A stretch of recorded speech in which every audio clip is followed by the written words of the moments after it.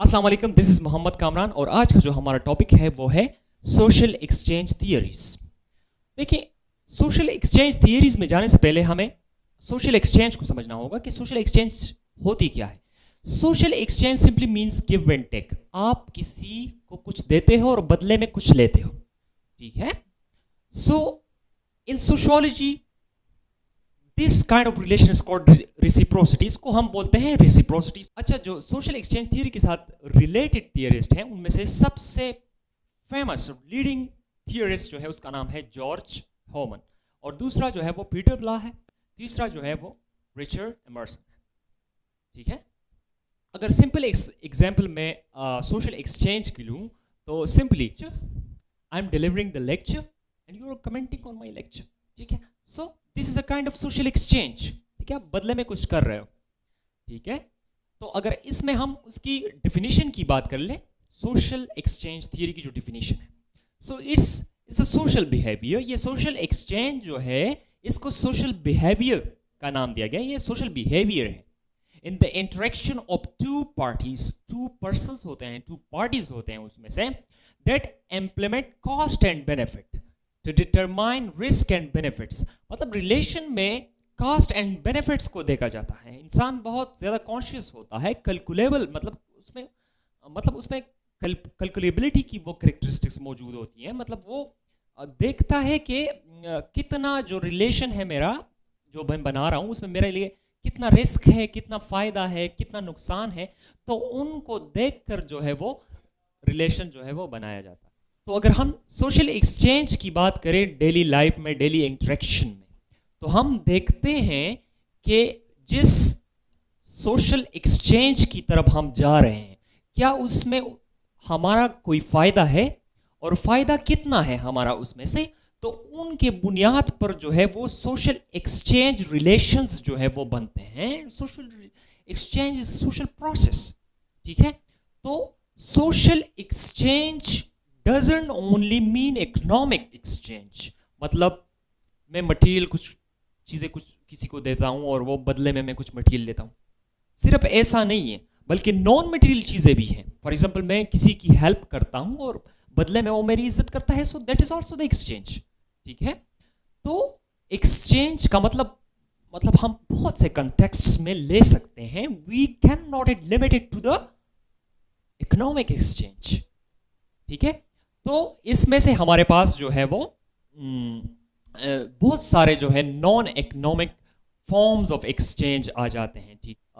जैसे politics, market place, classroom, जहाँ भी हमारे रिलेशन बनते हैं, उसका जो कोर है, वो कोर प्रोसेस जो उसमें है इन्वॉल्व है, that is the social exchange.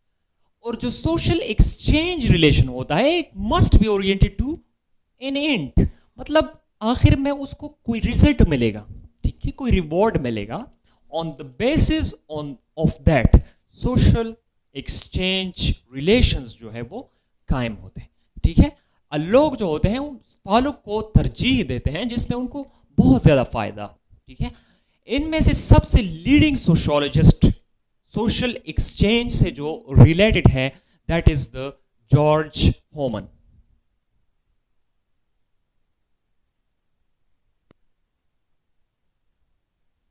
Okay, अच्छा, जॉर्ज होमन सबसे पहले मैक्रो स्ट्रक्चर के साथ एसोसिएटेड थे, फिर माइक्रो लेवल पे आ गए, इंडिविजुअल लेवल पे, क्योंकि साइकोलॉजी का उनके ऊपर काफ़ी ज़्यादा इन्फ्लुएंस था, ठीक है।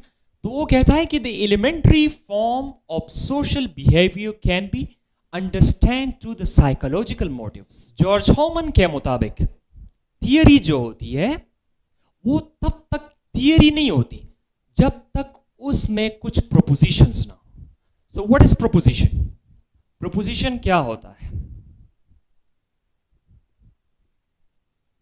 किसी को प्रोपोजिशन के बारे में पता हो, please right in the comment. I am telling you that what is the proposition. Proposition like it's the relationship between the two construct. दो कंस्ट्रक्ट का आपस में रिलेशन को हम बोलते हैं प्रोपोजिशन, या टू कॉन्सेप्ट का रिलेशन जो होता है उसको हम बोलते हैं प्रोपोजिशन, ठीक है।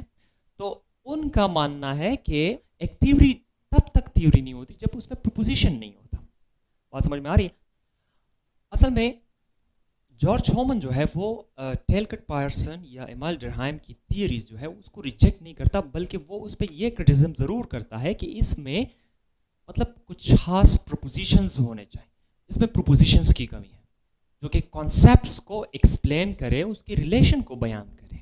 मतलब थियरी की डिफिनीशन भी यही है ना, आप किसी भी किताब में देख लें, a theory is a set of inter related concepts, definitions and propositions advanced to explain and predict phenomena और फैक्ट्स। अब जॉर्ज होमन जो है उन्होंने सोशल एक्सचेंज को कुछ यूं डिफाइन किया है कि social exchange is exchange of activity, tangible और इनटेंजिबल।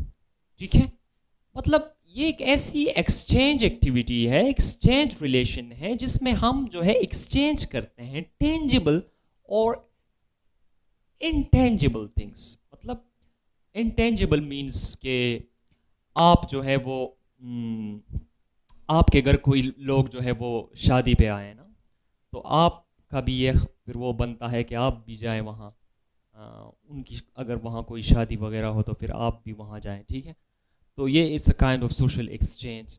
या दूसरा यही है कि सोग मनाने लोग आते हैं, फिर हमें भी जाना पड़ता है वहाँ पे। ठीक है, कभी उसके साथ ऐसा हो या हम किसी के साथ हेल्प करते हैं, सो हर टाइम हम किसी मटेरियल रिवार्ड के लिए जो है वो वेट नहीं करते और एक्सपेक्ट नहीं करते, बल्कि हम नॉन मटेरियल रिवॉर्ड्स की एक्सपेक्टेशंस भी रखते हैं। So the base of the exchange theory lies in the fundamental propositions of George human. और वही बात है कि साइकोलॉजी से बहुत ज़्यादा मुतासिर थे जॉर्ज होमन, तो यही बात कहता है कि these propositions are based on psychological principles। एक बात, ठीक है। दूसरी बात जो है वो characteristic of these propositions empirically tested by psychologists, मतलब कि वो साइकोलॉजिस्ट जो है वो उसको empirically टेस्ट करें। और ये जो propositions हैं ये about individual behavior। तो मैंने आपको ये बोला कि जॉर्ज होमन जो है वो साइकोलॉजिकल रिडक्शनिस्ट है, ठीक है। उनका जो है वो उन पे साइकोलॉजी का बहुत ज़्यादा इन्फ्लुएंस रहा है, लेकिन वो ये भी बोलता है कि इंडिविजुअल आइसोलेटेड बीइंग नहीं है, but these are the interacting beings. ठीक है, वो कहता है कि psychological propositions can be used to explain the social facts. बात समझ आ रही है ना? अच्छा, जो दुरहाइम है, तो दुरहाइम ने सोशल फैक्ट्स को in term of macro structure और सोशल नेटवर्क्स जो है वो उन्होंने उसको एक्सप्लेन किया, लेकिन जो जॉर्ज होमन है उन्होंने इसको रिड्यूस किया to the psychology. George Homan के मुताबिक जो फंक्शनलिस्ट होते हैं उन्होंने जस्ट हमें कॉन्सेप्चुअल कैटेगरीज और स्कीम्स जो है वो दिए हैं। ठीक है, so he said that sociology also need a set of general propositions about the relations among the general categories। बात समझ आ रही है ना? होमन जो है अपने इस सोशल एक्सचेंज थियरी की शुरुआत जो है वो बीएफ स्किनर के एक तजुर्बे से करते हैं, और वो तजुर्बा क्या है वो मैं आप लोगों को बताता हूं। उस तजुर्बे में वो एक कबूतर को लेता है, पिजन, ठीक है, तो उसके सामने एक रेड कलर का टारगेट रख दिया जाता है। ठीक है, तो वो उस टारगेट को चोंच मारता है। जब उसको चोंच मारता है तो उसको खुराक मिलता है, मतलब दाना मिलता है। ठीक है, तो यानी जब उसे दाना मिलता है तो इस रिवार्ड को पाने के रेड जो टारगेट है वो उसको बार बार जो है वो चोंच मारता है। ठीक है, अच्छा, ये पिजन वाला केस जो है ये वन साइडेड है, वो कुछ देता नहीं है, बस वो जस्ट लेता है। लेकिन in case of humans social exchange relation is always two sided. बात समझ आ रही है? तो सोशल एक्सचेंज में दो लोग होते हैं, टू पर्सन्स, टू पार्टीज होती है। ठीक है, अपने इंटरेस्ट के लिए वो जो है वो रिलेशन बनाते हैं। ठीक है, अब यहां पे जॉर्ज होमन पावर की भी बात करता है। अच्छा, सोशल एक्सचेंज रिलेशन में पावर डायनामिक या पावर इंबैलेंस जो होता है वो यही होता है कि मतलब दो बंदे हैं, इसमें से एक पावरफुल होगा तो दूसरा जो है वो पावरलेस होगा। तो यही कुछ जो है वो पावर डायनामिक्स भी इसमें जो है वो एडजस्ट हैं इस सोशल एक्सचेंज रिलेशन में। बात समझ आ रही है? तो इसमें जो है वो जिस बंदे के पास जो है वो पावर ज़्यादा हो तो वो जो है वो उतना ही उसको ज़्यादा फ़ायदा भी होता है, वो अपना इंटरेस्ट जो है वो आसानी से जो है वो उसको गेन कर सकता है, उसका जो गोल है वो आसानी से उसको हासिल कर सकता है। अच्छा, let's move toward the proposition of George human. अच्छा, इसमें सबसे पहला जो है वो सक्सेस प्रोपोजिशन है। सक्सेस प्रोपोजिशन, आप इसको नोट करते जाएं। सबसे पहला जो है वो सक्सेस प्रोपोजिशन है।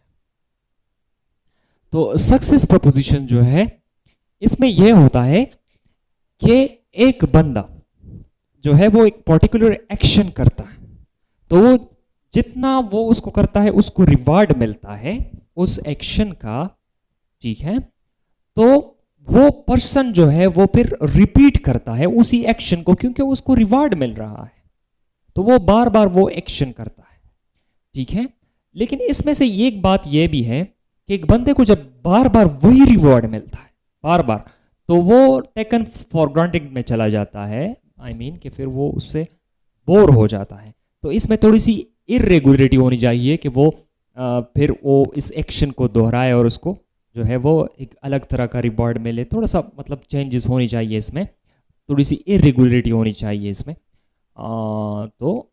फिर जो है वो इसमें कंटिन्यूटी हो सकती है। लेकिन अगर एक बंदा एक दफ़ा बोर हो गया, मतलब वो रिपीटेडली उसे वही रिवॉर्ड बार बार मिल रहा है, तो ये फिर इसका ये है कि वो बोर हो जाता है।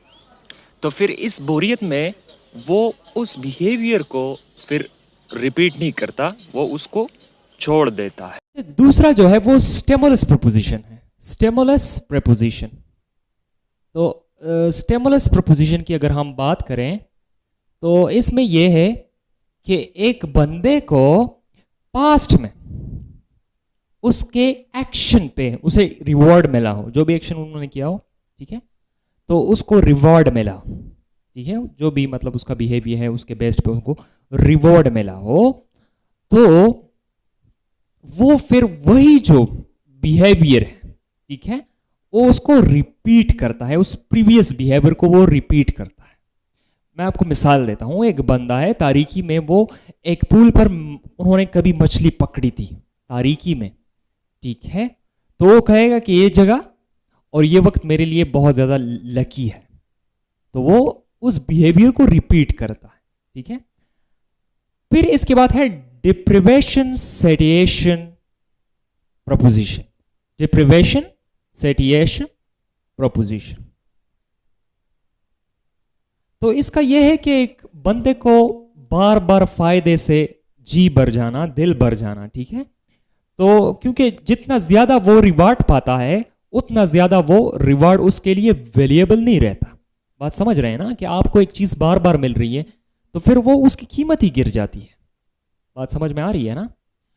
तो फिर ये है कि बंदा उस चीज से डिस्करेज हो जाता है, वो उससे मतलब रास्ता बदल लेता है। और फिर इसके बाद जो है वो एग्रेशन अप्रूवल प्रोपोजिशन है। एग्रेशन अप्रूवल प्रोपोजिशन, अच्छा, इसमें दो प्रोपोजिशंस हैं, एक ए और एक बी। चलिए ए को पहले एक्सप्लेन करते हैं। एक बंदा किसी की हेल्प करता है, बदले में उसे रिवार्ड नहीं मिलता बल्कि उसकी बेइज्जती हो जाती है, इंसल्ट हो जाता है, ठीक है, तो वो उसको मतलब उस इंसल्ट को वो एक्सपेक्ट ही नहीं करता, वो समझ रहा होता है कि उसे रिवॉर्ड मिलेगा। बात समझ आ रही है ना?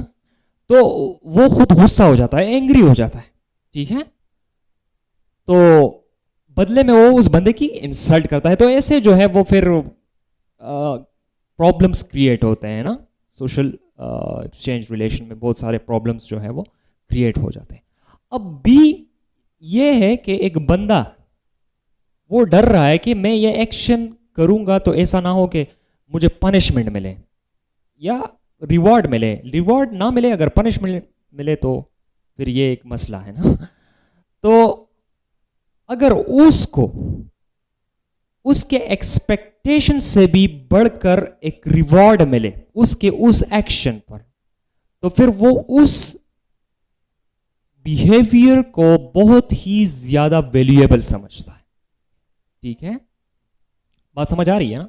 जब उसको उसके एक्सपेक्टेशन से भी बढ़कर उसे रिवॉर्ड मिले उस चीज पर, तो क्या होता है कि वो बिहेवियर उसके लिए बहुत ही ज्यादा वैल्यूएबल बन जाता है, क्योंकि वो उसके एक्सपेक्टेशन से भी बढ़कर उसे रिवॉर्ड मिला है।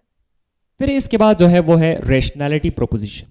रैशनैलिटी प्रोपोजिशन, आपको पता है कि लोग बहुत ज्यादा मतलब कैलकुलेशन करते हैं, ठीक है, प्रोबेबिलिटी को देखते हैं, ठीक है, मतलब कि people examine and make calculation about the various alternative actions open to it which are more fruitful. मतलब वो उसको देखते हैं कि मतलब किस एक्शन में उसे कितना फायदा होता है, तो वो उस एक्शन को जो है वो ज़्यादा, उस रास्ते को बहुत ज़्यादा इख्तियार करते हैं, उस बिहेवियर को वो ओन करते हैं। ठीक है, और वो उसको कैलकुलेट करते हैं कि मतलब on the base of calculation कि किस चीज़ में कितना फ़ायदा है। बात समझ आ रही है ना? So this lecture will continue, और नेक्स्ट जो है वो एक वीडियो बनेगी इसके ऊपर, क्योंकि ये अभी इनकम्प्लीट है। So please watch to this lecture and stay with us. Thanks for watching this video. Allah Hafiz.